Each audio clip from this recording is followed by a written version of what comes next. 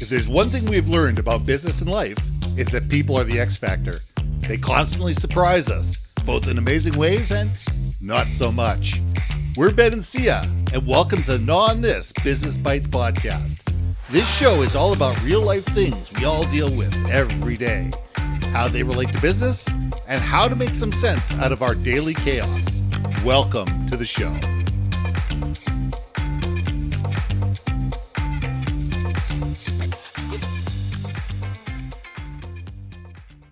And welcome back to another episode of Gnaw on This Business Bites. I'm Ben, and this is Syya. Who's heard the expression analysis paralysis? We all have had it in one period of our time where we sit there and we analyze, we overanalyze, we clutch our pearls, we rub our hands, we do whatever we need to do, but we don't do anything. We just sit there and talk and analyze and reanalyze and go out and try to get more information and not. And the problem is, sooner or later, if all you do is analyze and you don't actually take that first step, you just get stuck in analysis paralysis and nothing happens.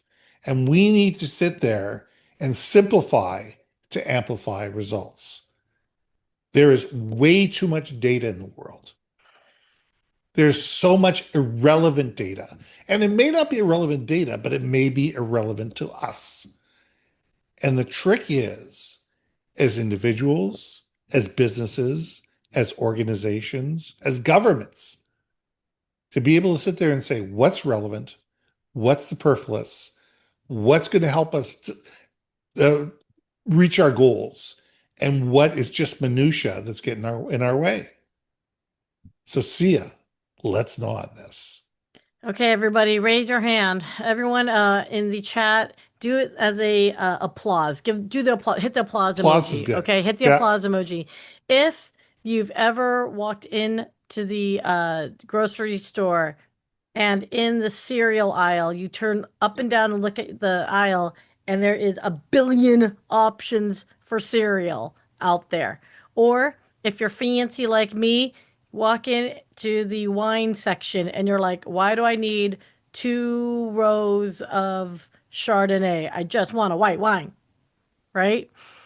So I think it's interesting about analysis paralysis is, I personally like to have a lot of data. I'm a data type person when I'm in work mode, right? So if I have to make a big decision, I want all the analytics as possible. I remember buying a car, and I created a spreadsheet of the seated height, from seat to the top of the car. Because my boyfriend's 6'5". But I also wanted to see what the back seat seating looked like, and for me, I wanted a massager in my chair, okay? Sorry. And a warmer in my chair, okay? Yeah. So I did a lot of analytics around that. But I also knew, because we were doing that, it took us 2 years to buy a car. 2 years. We literally were and we were never satisfied. Even when we bought the car, we weren't satisfied. We're and it's almost like a FOMO kind of situation.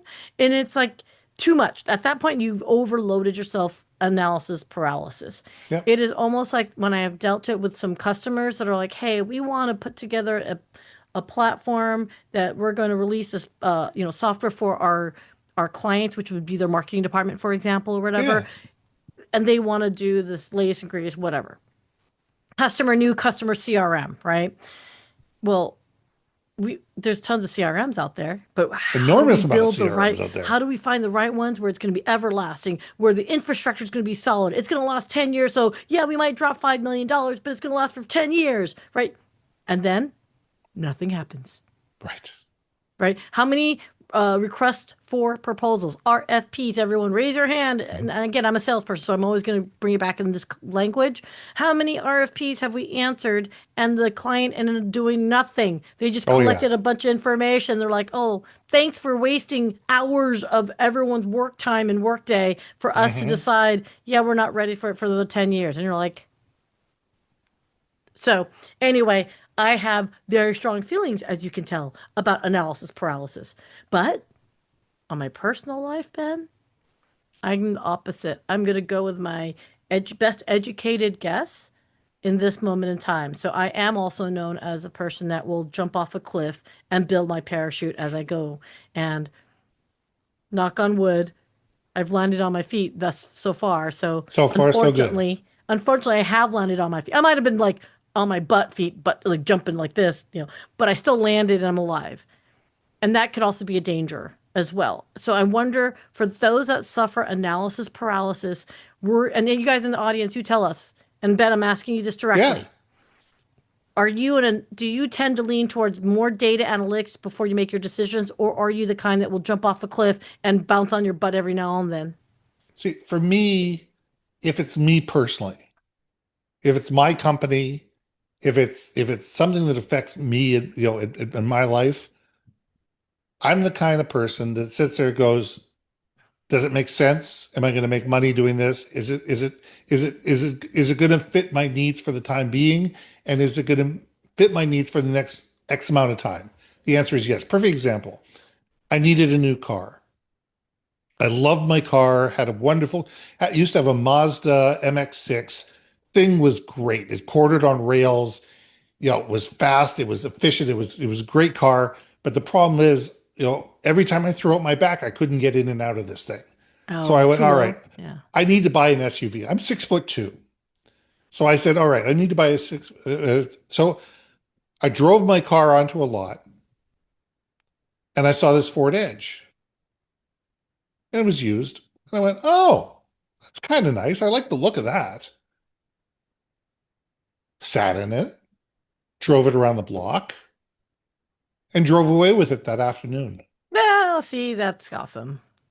Yeah. And my attitude was it was in my price range. It had most of the features I was looking for. It was comfortable. I liked how I felt driving this thing.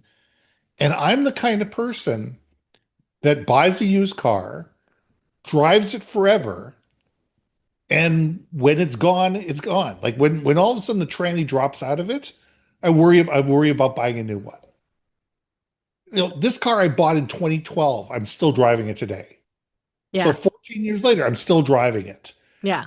And it gets me from A to B. It's got some scratches on it. It's got a bump, one small bump in the rear, but it does everything I need it to do. I can put stuff in the trunk and I can haul it from A to B, and I can haul people and I can get all my golf clubs in there. That's all I care about. But think about buying a brand new drill.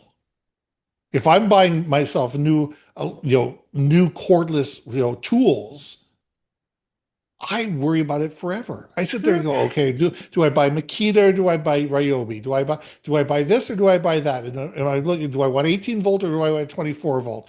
And I think and I think and I think and I think and I don't buy anything because I sit there going, okay, the old drills I have are just fine. And sooner or later, the old drill that I have is going to die, and I'll end up going out and buying whatever is the best that I can afford at that point in At time. that point in time. But that's how I operate when it comes to me. But when I'm dealing with my customers, I rely on what's their sense and sensibility. How much hay in the barn do they want to know? Some customers need 75-page PowerPoint presentations. They need backup upon backup upon backup upon analysis upon this and that and the other thing. Fine. Are you willing to pay for it? Hmm. If you're willing to pay for it, I am more than happy to provide it. If you tell me you need to make a decision because it's costing me $50 million by not making a decision, okay, let's get you as much information you need to be able to make a decision and let's go. My thing is understanding what's important to the customer. Some of them, you're right, they're not going to move until they've looked at every number on the spreadsheet. And they manipulated it 17 ways to Tuesday. But other customers look at it and say, you know what?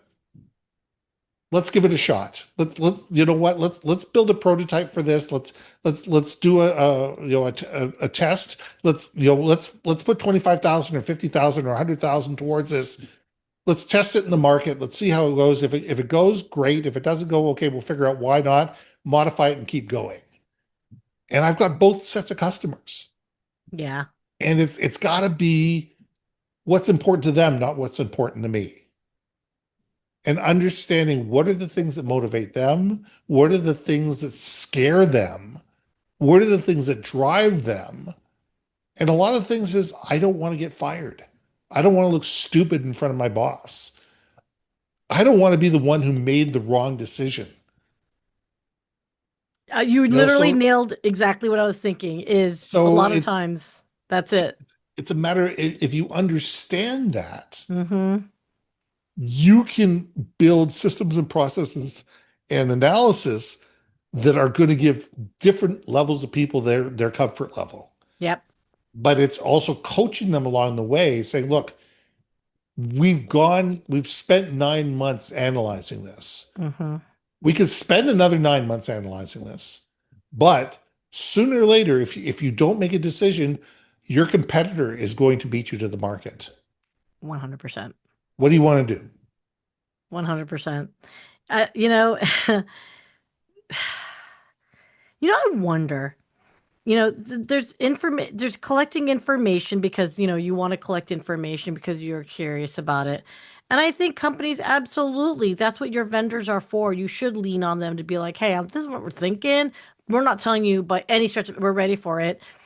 Just be clear that you're not ready for it, right? Because there are Mm-hmm. times when they just like, ooh, maybe we'll bait them, we'll get all the information, as opposed to, hey, we're an early set ideas. What information do you have to help us to get started Yeah. on research? I think that's fair. I think it's, I think why wouldn't you want to rely on your trusted partners, your vendors, so you don't have to, go to like some chat, LLM or whatever to learn about a topic when it could be done by your trusted advisor people, Yeah. right? Because heaven knows they're already going to those sites anyway to like summarize on your behalf. So like, don't waste the time on that. And be So willing to pay them something for their efforts. yes, Just come up to them and say, listen, we're 2 years away from making a decision. My boss is tasked me to sit there and say, hey, can this be done? Whether that their thing, it says, okay, what kind of budget do you have to work with this? Well, he's given me $10,000. Okay. Now I know how much time and how much effort as a vendor to be able to spend. It says, I have no budget for this. Okay, no problem. Now you can sit there and say, I can give you and this information. yeah. You know what I'll send him? I'll send him a let me Google that for you link. A link to the homepage on Google. This is why I can't be hired anymore because that would be my sense of humor. Although that Yeah. would actually make me hireable because that is my sense of humor. But no, but 100%. I think that you know, if we lost track of what the hell I was about to say, I got so excited and I got fired and rehired in my head just now. What the hell were we just talking about here? We Bring were me back. talking about the fact that paying our vendors for their expertise and to be able to utilize them as partners instead of just somebody to siphon information off of Oh yeah, yeah, is a yeah. good thing. Yes, yes, yes, yes. And this all wraps up into the analysis paralysis thing Hmm. of it all, which is, again, at some point, you made a decision to do something. You committed yourself to buy a house, to get married, to have babies, to whatever, right? For those that suffer from the analysis paralysis mentality of things, and or as I like to say jokingly, whatever happened in your life that hurt you, that you have to make these decisions like way over above and beyond, Hmm. recognize you did get burnt at some point, right? Because you Yep. didn't do enough analytics and appreciate that. I do think though that if you want to remain nimble, if you want to remain competitive, you're going to have to find that line, that balance between I need to know what the industry information is, and then also when I'm going to create my own industry path, Yes. if that makes sense. So Absolutely. I'm trying to bring it back to that because analysis paralysis and the idea of doing so much research that you end up doing nothing sometimes can be a good thing. Yeah. And other times, understand you might put your business in jeopardy from an innovation perspective. Audience, what is your comfort level? I would love to know this on a scale of 1 to 5, 1 being jump off the bridge, let's go, and 5 being like, nope, we're staying put. I'm curious to see where people's brains, where you would rank, where you are in your business or where you're at in life. Either way, I'm curious. Yeah. And I want to see team replay instead as well as team live. For Like sure, team people replay. that are watching this, 5 years later, or 2 years later, or 6 hours later, put your comments in there as well. Because guess what? We read them and we do respond to them. And So we talk about it amongst we ourselves too. I'm we kidding. do, We we don't do. talk about you. Yes, we do. No, we don't. Yes, we do. No, we don't. Okay. So let's wrap this up.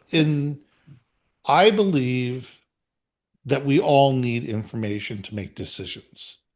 I think we need better information to make decisions. I think we need more relevant information to make decisions. And we need to have a clear understanding of what we're trying to achieve as we're analyzing information. So make sure that when you're looking at data, that you're looking at the right data and not just data that is designed to confuse you, frustrate you, and put you in that position of analysis paralysis. True that. True that. Before we end everything, can I say one last Yes, thing? of course you can. Friends, hi, this is Syya. If you watch us on LinkedIn, we appreciate you. But you know what? If you missed us live, you know where you can go? You can go to YouTube. And you can find us at Ben and Syya Gnaw on this. I think it's Syya, Ben and, I gotta look it up. Anyway, go to YouTube. You'll see the link. And kindly like and subscribe. It helps the channel. We appreciate you. I'm sorry, that was my plug. So I'm going to leave it there. I'm Ben, This is Syya giving you hearts. and we'll see you soon. Hey, hey, hey. Thanks for listening to another episode of Gnaw on This Business Bites. If you liked what you heard, we most humbly ask that you like, share, and hit that subscribe button. And if you want to communicate more effectively within your organization, contact Ben at yourbrandmarketing.com or me at brilliantbeammedia.com. We can help you build your community, brand awareness, and personality through digital content and podcasting. We cannot wait to hear from you. So see you next week for another episode of Gnaw on This Business Bites.